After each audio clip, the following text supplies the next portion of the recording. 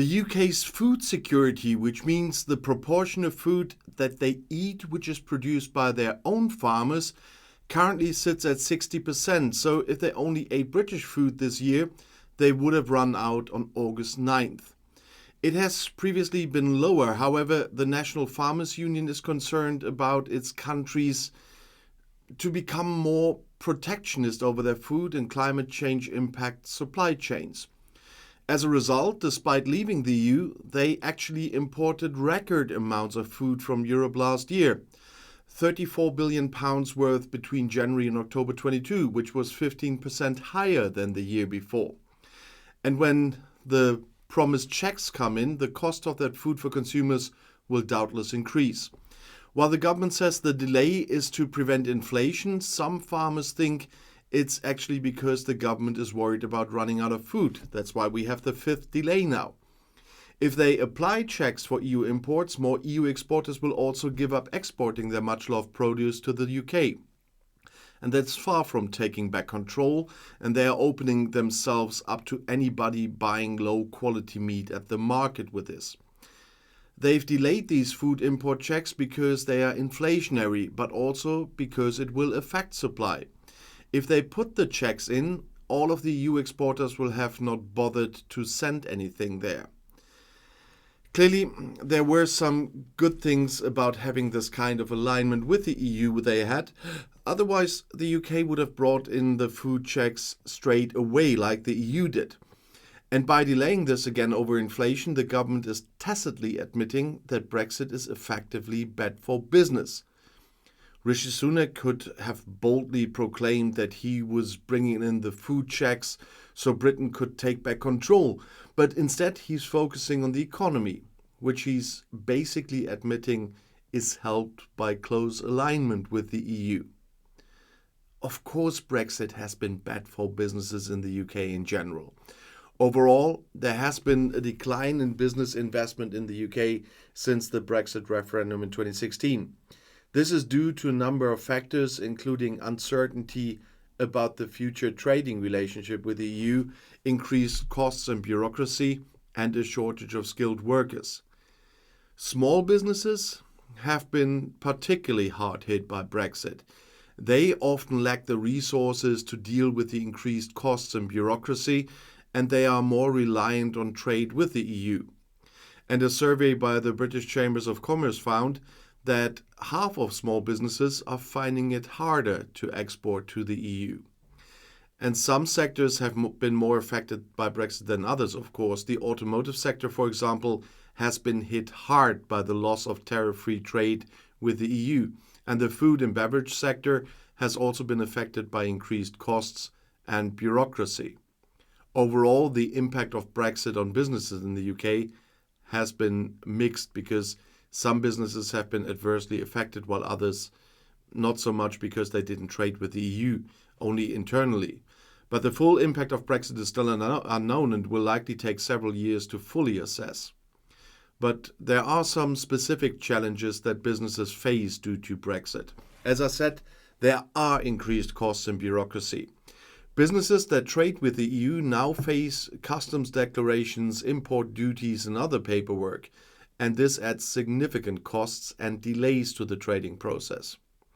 And then there's the reduced market access. Businesses no longer have tariff-free access to the EU market, and this makes it more difficult and expensive to export to the EU, and it can also make it more difficult to compete with EU businesses. And there's the shortage of skilled workers we talked about a lot. The UK is facing a shortage of skilled workers, which is making it difficult for businesses to fill their vacancies at all. And this is particularly a problem for businesses in sectors such as manufacturing and construction and gastronomy. And there's still uncertainty. The future trading relationship between the UK and the EU is still kind of uncertain because there are still transitional periods. And this creates uncertainty for businesses, which makes it difficult to make investment decisions.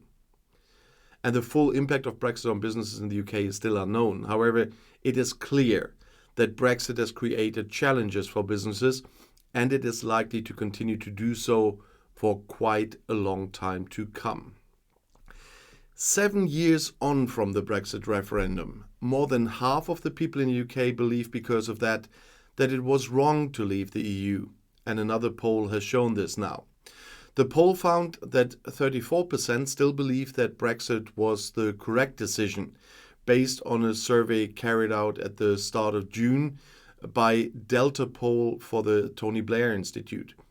The results also suggest that 18% of Leave voters now believe that the decision was wrong. Nearly 80% believe that the UK should have a closer relationship with the EU in the future, with 43% wanting the country to rejoin the European Union and 13% preferring a return to the single market only. The poll found a little more than a fifth of people support a closer relationship with the EU, although not as a member or as part of the single market, however that's supposed to work. The data forms part of a new report that focuses on how the UK can improve its post-Brexit relationship with the EU. The authors Anton Spisak and Christos Tsoulakis also caution that the views of those who voted in the 2016 referendum do not appear to have changed dramatically. Instead, a key factor in this change is the attitudes of those respondents aged between 18 and 24 who did not vote in 2016, but largely consider the decision to leave as wrong, as the report says. Most of the shift appears attributable to younger people entering the electorate rather than a significant portion of those who voted leave changing their minds. It's only the 18%. Among the proposals set out by the Institute include encouraging the government to commit to a voluntary alignment with EU regulations on goods, including product rules and food safety standards. The Sir Tony Blair-backed think tank suggests that could be a precursor to negotiations with the EU on closer regulatory alignment on sanitary and phytosanitary measures. The report also suggests linking the UK and the EU's emissions trading systems, as well as agreeing on a reciprocal exchange program for young people, while also improving mobility for business people. It also calls for a so-called strategic pillar within the current trade agreement that would act as the basis for a joint framework on foreign policy and defense. The polling shows that there is a large majority of the British public who recognize that Brexit in its current form isn't working and would like to see the UK moving closer to the EU. That was said by Mr. Spisak, the head of the political leadership at the Institute. And this creates a substantial political space to move the debate forward from refighting the old battles about whether Brexit was right or wrong to discussing what an improved future relationship with the EU should look like. The EU will always remain a key strategic ally, and it is absurd that the EU has deeper trading arrangements with Israel and Georgia, better regulatory recognition on food safety standards with Canada and New Zealand, and deeper mechanisms for political cooperations with nations including Australia and Japan.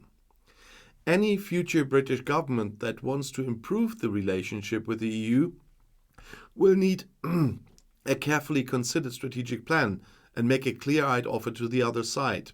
Asking the EU nicely cannot succeed as a negotiation strategy.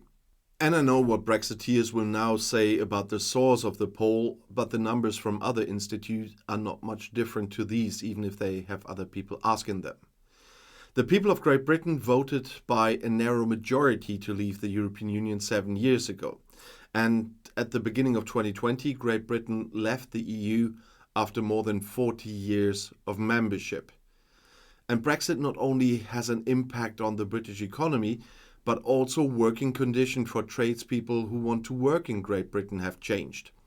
And several studies have shown now that Brexit has had a significant impact on trade, and Britain's exports to the EU are 23% lower and imports from the EU 13% lower than they would be if the country was still an EU member, excluding food here. And from a German perspective too, the balance is negative. While Great Britain was Germany's fifth most important trading partner before Brexit, the kingdom is no longer even in the top 10 now. And one of the Brexit goals of negotiating better bilateral trade agreements independently of the EU has not been fulfilled. Brexit should bring independence free from EU regulations and allow the UK economy to grow. A look at the data shows that leaving the EU has greatly hurt Great Britain. Healthcare, transport, catering and agriculture complain that they are lacking workers from Southern and Eastern Europe due to the stricter immigration rules and the fuss with the visas. And because of the acute shortage of skilled workers in various industries, the British government wants to allow more foreign construction workers, roofers and craftsmen into the country. And this provides for the list of shortage occupations for which simplified visa conditions apply to be expanded to include 5 skilled trades. The list of occupations in shortage is to be reviewed again this fall, and a number of industries are calling for an expansion of professional groups in order to be able to recruit foreign skilled workers. The experience of German craftsmen was in high demand in the UK, and due to the new immigration rules in the United Kingdom, it has been observed that many posting constellations that were previously unproblematic will no longer be possible without further ado. When it comes to the rules on immigration, no distinction was made as to whether this only takes place for a short period of time, that means a temporary assignment, or for a long-term period with the intention of staying. But reduced immigration was the main promise of Brexit, but it led to the shortage of skilled workers. That is, we know we have a shortage of skilled workers everywhere, but it was quite exacerbated in the UK by Brexit. And a lot of people from the continent who would have gone to Britain to work if they were still in the EU are still not doing it. They can offer as many of their easy visas as they want. There are still visas, there's a lot of fuss, a lot of uncertainty, and that's why people are not going. And that brings us back to the food part, because in agriculture there is a big shortage of skilled workers as well, and crops are rotting in the fields, and we had the same with daffodils was a topic of one of my videos. And of course then the imports are bigger if you can't even harvest everything you have in your own country. So if anybody still wants to tell me that Brexit is a good thing, I would send them to a psychiatrist, sorry.